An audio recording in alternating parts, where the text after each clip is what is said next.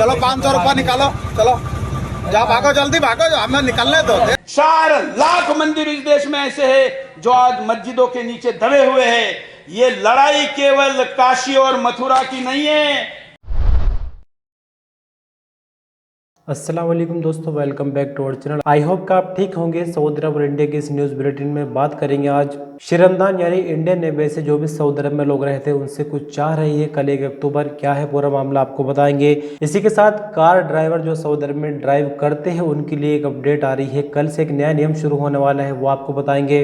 इसके अलावा वीज़ा और खुरूज को लेकर अपडेट आ रही है, वो आपको बताएंगे। इसी के साथ छुट्टी पर जो लोग जाते हैं लौट कर नहीं आते उनके लिए अपडेट आ रही है, वो आपको बताएंगे। साथ ही साथ इस वीडियो में आपको एक रिश्वतखोर पुलिस वाले से मिलवाएंगे, खुलेआम रिश्वत मांग रहा है। साथ ही साथ आपको एक दंगाई पत्रकार से भी इस वीडियो के दौरान मिलवाएंगे। इसके अलावा और भी की खबरें हैं तो वीडियो को बिना स्किप के अंत तक बने रहिए। चलिए खबरों का सिलसिला शुरू करते हैं।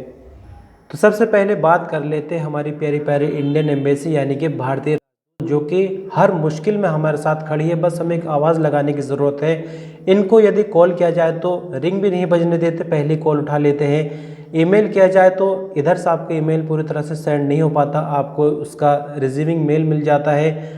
ट्विटर पर लिखते हैं तो तुरंत रिप्लाई आ जाता है। और यदि आप इंडियन एम्बेसी डायरेक्ट पहुंच जाते हैं तो आपके स्वागत में खड़े होते हैं। तो यहाँ इंडियन एम्बेसी ने आपसे एक रिक्वेस्ट की है, कल यानी कि 1 अक्टूबर को 10 बजे आपको 1 घंटे तक कुछ भी साफ़ सफाई वगैरह अपने आसपास करनी है। हालांकि ये अभियान कहे या इसको योजना कहे ये इंडिया के लिए है, लेकिन क्योंकि इंडियन एम्बेसी के जो वर्कर हैं वो भी सरकारी है तो उनको कहीं ना कहीं मोदी जी को खुश करने के लिए दिखाना है कि हमने सऊदी अरब में रहने वाले इंडियन को भी ये खबर कर दी है, वो भी कहीं ना कहीं अपने आसपास काम करेंगे और इस मिशन से जुड़ेंगे, इस अभियान से जुड़ेंगे। तो इंडियन एम्बेसी कह रही है कि 10 बजे आप कल काम करें, 1 घंटा या थोड़ी देरी से ही काम करें। ये फोटो देखिए जिस तरह से मोदी जी झाड़ू लेकर हाथ में काम कर रहे हैं, इस तरह से काम करें। सेल्फी अपने लिए और अपलोड कर दीजिए। अब 10 बजे आप सोचिए कि 10 बजे सऊदी अरब में काम करने का टाइम होता है, लोगों की 5-6 बजे से ड्यूटी शुरू हो जाती है।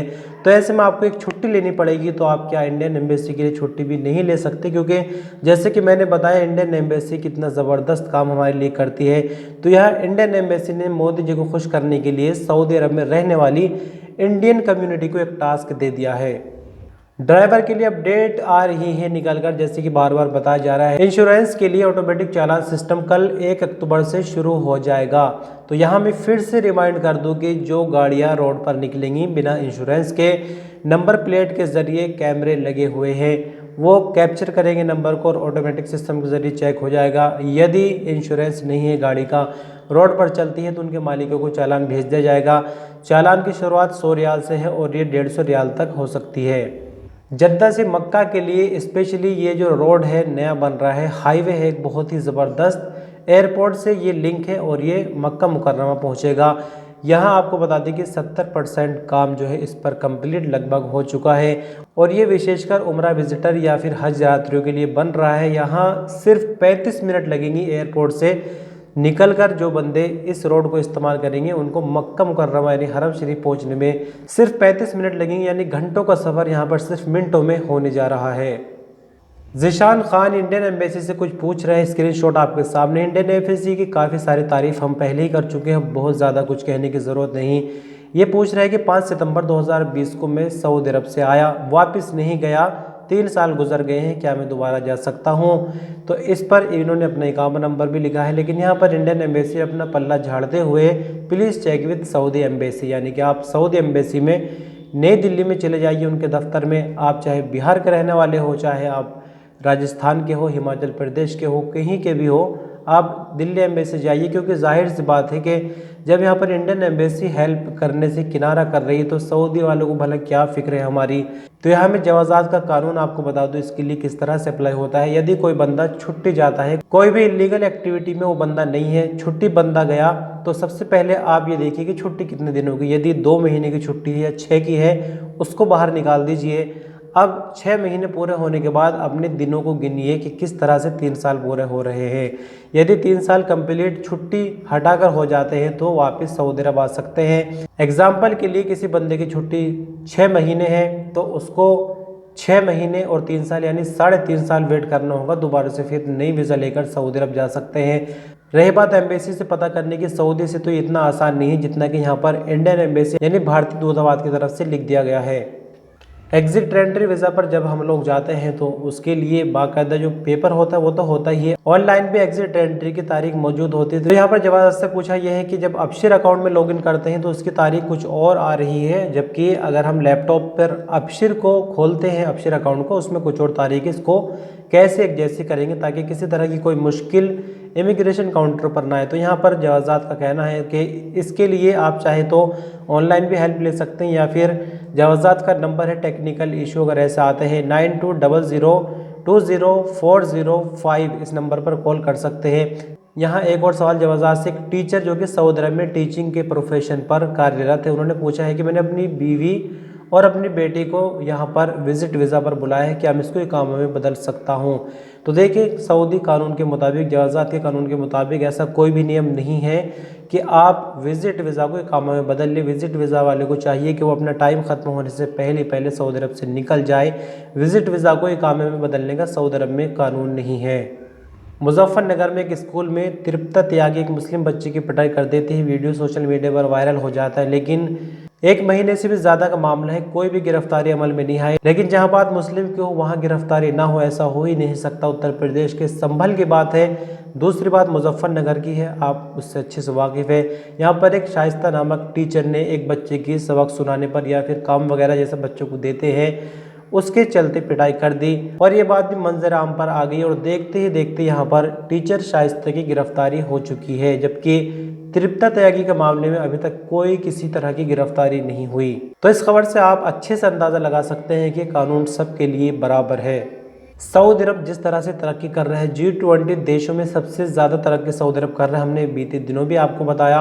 और यहाँ पर आपको बता दें मध्यम और लघु उद्योग यानी कि मीडियम इंडस्ट्री और स्मॉल इंडस्ट्रीज यानी छोटी छोटी कंपनियां जो इन दिनों सऊदी अरब में लग रही है, इन स्टार्टअप्स, इन कंपनियों में 40% हिस्सेदारी औरतों की, यानी औरतें सऊदी अरब में हर मैदान में बढ़ चढ़कर हिस्सा ले रही हैं। पिछले 10 सालों की अगर हम कहानी देखें तो सऊदी अरब में औरतों को लेकर हर तरह से दुनिया भर में सऊदी अरब को बदनाम किया जाता रहा है। लेकिन आज की हालत देखिए कि सऊदी अरब में किस तरह से हर फील्ड में औरतें बढ़ चढ़कर हिस्सा ले रही। इसी के साथ आपको बता दें कि एक्सपो 2030 जो कि सऊदी अरब के नाम हो चुका है, इसकी तैयारियां सऊदी अरब में जोरों शोरों से है। और सऊदी अरब का विजन 2030 यानी 2030 के बाद सऊदी अरब की हालत कुछ अजीबोगरीब होने वाली, यानी मिडिल ईस्ट एक तरह से यूरोप दुनिया में बन जाएगा। राजस्थान से एक बड़ी ही शर्मनाक घटना सामने निकल कर आ रही है। वैसे तो राजस्थान में कांग्रेस की गवर्नमेंट है, तो यहाँ पर बीजेपी वाले हमला करते हैं कांग्रेस का नाम लेकर।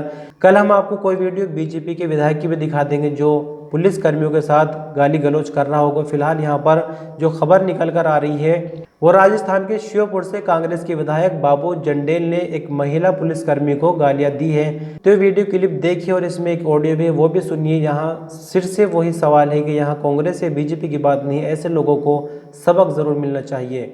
ऑडियो जो वायरल हो रहा है वो वर्तमान विधायक बाबू जंडेल जी का है, जो मुझे गालियां देते हुए सुनाई दे रहे हैं। उसमें उसको छोड़ के जानी चाहिए थी क्या गाड़ी के काम करते हैं, फिर रोटी बनाएंगे तुम गाली मत दो, ठीक है? गाली मैं भी दे सकती हूँ।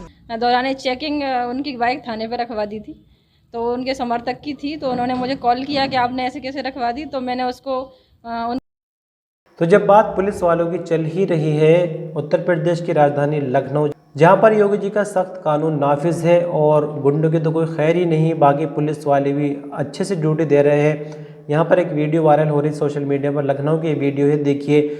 ये पुलिसकर्मी बिल्कुल दिन की रोशनी में खुलेआम, यहाँ पर एक टैक्सी है या फिर कोई कार है, खुलेआम यहाँ से 500 रुपए की रिश्वत मांग रहा है। रुपया अपने पास रख लो। हम तो ये समझे 4 बाग वाली है, बुकिंग लेके जा रहे हो।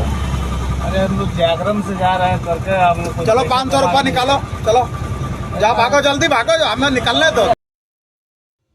तो अंत में बात करते हैं सुरेश चौहान की, जो कि एक दंगाई पत्रकार है। हर वक्त इसकी कोशिश ये होती है कि किस तरह से दंगा खड़ा किया जाए, किस तरह से दो समुदायों को भड़काया जाए। अब ये दंगाई पत्रकार दावा कर रहा है कि 4 लाख मंदिर अब इंडिया में ऐसे हैं जो कि मस्जिदों के ऊपर बनाए गए हैं। यहाँ पर यह खबर दिखाने का मकसद ये भी है कि इस पे सबटाइटल आ रहे हैं इस वीडियो के ऊपर, अरबी में, नीचे इंग्लिश में है। और ट्विटर पर अल मुर्शिद अल हिंदी नाम से एक अकाउंट बना हुआ है जहां पर इस तरीके के भड़काऊ बयानों को या भी कुछ गलत हो रहा है अरबी में तर्जुमा करके अपलोड किया जाता है। तो वीडियो भी देखिए और इस दंगाई पत्रकार की बातें सुनिए कि किस तरह से हर वक्त प्रोपेगेंडा चलता है, और साथ में अरबी सबटाइटल भी देखिए। बहुत शुक्रिया वीडियो पर अंत तक बने रहे, अपना कीमती वक्त दिया आपने। अपना ख्याल रखिएगा, मिलेंगे कल एक नई वीडियो के साथ शाम 5 बजे। अपना ख्याल रखिए, अल्लाह हाफिज। जो आज भी विदेश के लाइब्रेरी में उपस्थित हो कहता है कि शिवाजी महाराज जी ने जब कल्याण डोंबिवली का राज्य पुनः लिया तो उन्होंने मस्जिदों को अन्न भंडार के रूप में बदल दिया, और जो मस्जिदें मंदिर पर बनाई गई थी उनको तोड़कर पुनः मंदिर बनाए। क्या धर्मनिरपेक्षता हमको सिखा रहे हैं? यही न्याय होता है। और ऐसे कितने हैं? 4 लाख मंदिर इस देश में ऐसे हैं जो आज मस्जिदों के नीचे दबे हुए हैं। ये लड़ाई केवल काशी और मथुरा की नहीं है, उन 4 लाख मंदिरों की है जिनको पुनः प्रकट करना है। तभी ये शिवाजी महाराज के हम वंशज ऐसा हम कह पाएंगे।